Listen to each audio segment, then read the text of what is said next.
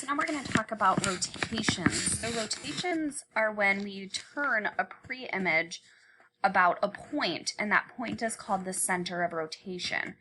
Now, a rotation is always measured in degrees, and this is something that you're going to need to get used to, but a rotation is always counterclockwise. So when I say counterclockwise, I'm talking about us rotating a figure this way.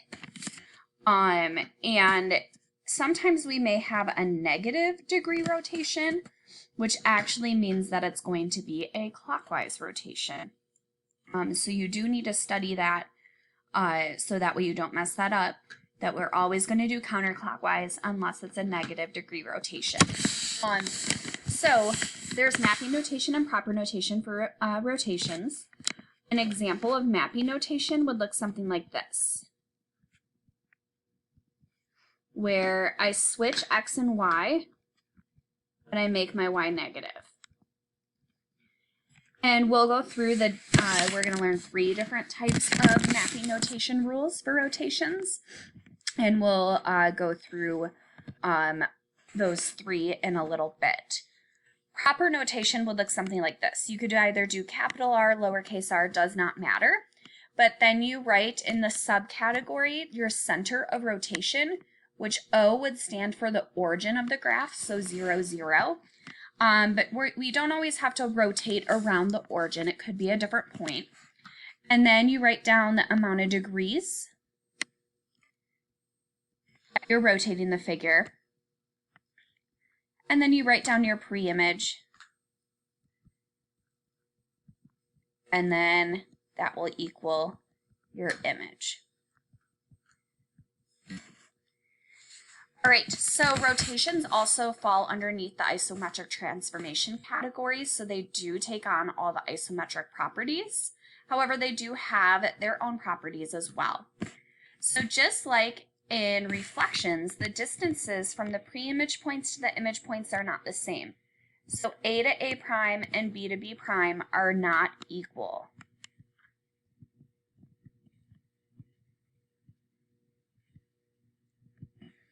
The orientation stays the same in rotation, so this is similar to a translation.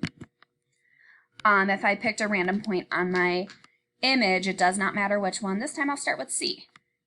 If I move clockwise around that image, or that pre-image, sorry, I would go from C to A to B to C. If I start off with C prime on my image and move clockwise, I go C to A prime, or C prime to A prime to B prime to C prime. So the vertices are in the same exact order. So that means that the orientation stayed the same. And now any point that lies on the center of rotation will not move. Your center of rotation for this example is point O. If we had a point on point O and we asked to rotate that point about point O, then it would just stay where it's at. It would not move. And then something that isn't mentioned here, however, you may want to take notes on this, is that a point that's closer to the center of rotation is going to move less than a point that is further away from the center of rotation. Like if we look at C, C is closer to O, so C to C prime isn't a gigantic distance.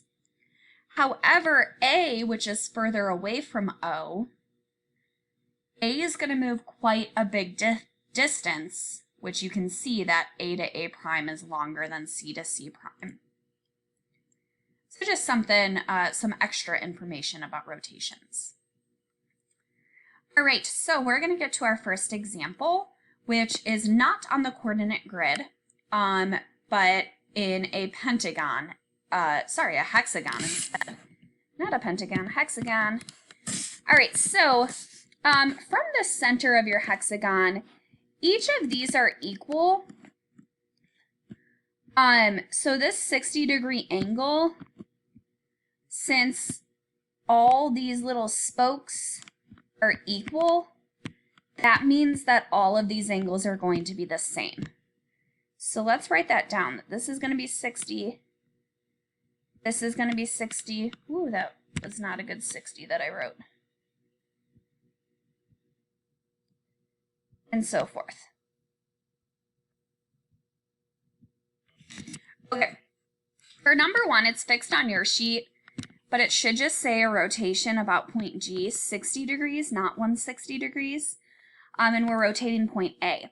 So what that means is if I'm taking point A and I'm rotating it about point G, 60 degrees, that's going to be a counterclockwise rotation.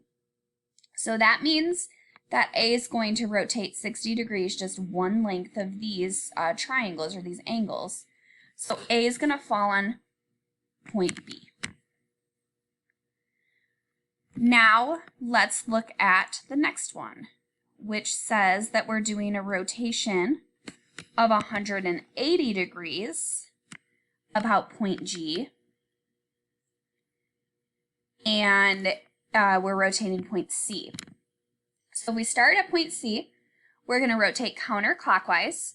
180 degrees is 3 60-degree rotations. So it would go 1 60-degree rotation, 2, and 3. So that brings us to point F. So moving on to the next one,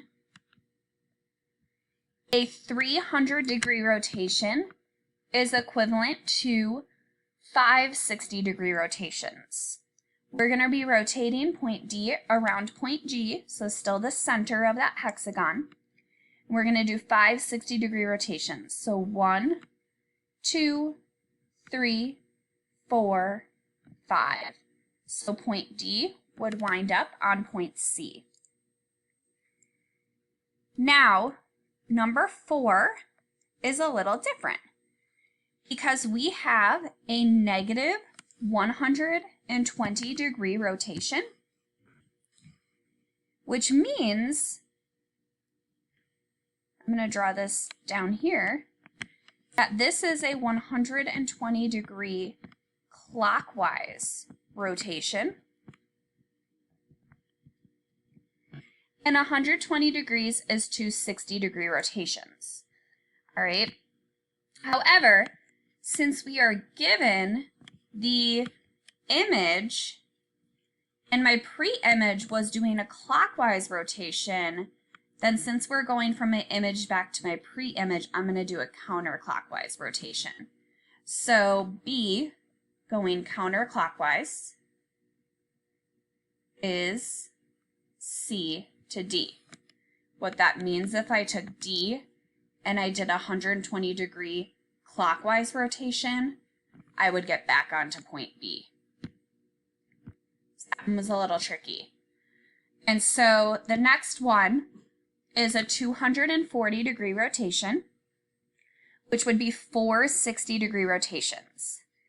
And this is a counterclockwise rotation. However, I'm starting at point C, which is my image, and I'm going backwards to find my pre-image. So I'm not going to do a 240-degree counterclockwise rotation. I'm going to do a clockwise rotation. So from C, 4 60-degree rotations. That puts me at point E. All right, the next one, I have a negative 240-degree rotation, which would be a clockwise rotation, and we're rotating point F. So rotating F clockwise, 4 60-degree rotations, I would get point B. Okay, now number 7 and 8 are a little bit different, because this time we're not rotating it about G, which is the center of our hexagon. This time we are rotating it about, for number 7, we're rotating it about point A. And so remember that all of these angles in the center here are 60 degrees.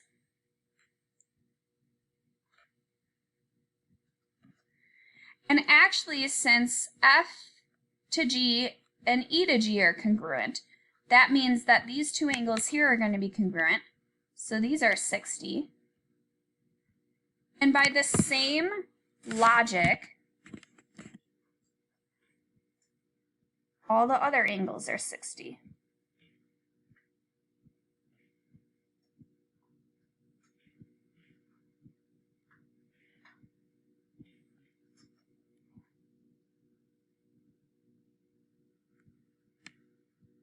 Okay.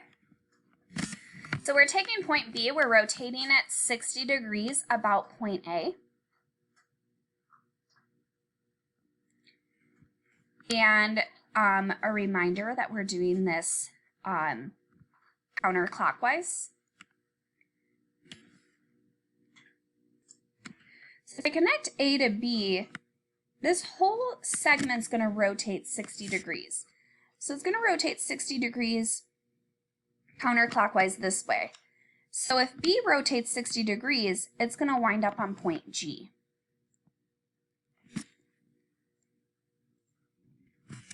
So then looking at number 8, I want to do a 120 degree rotation around point C, and I'm rotating point D.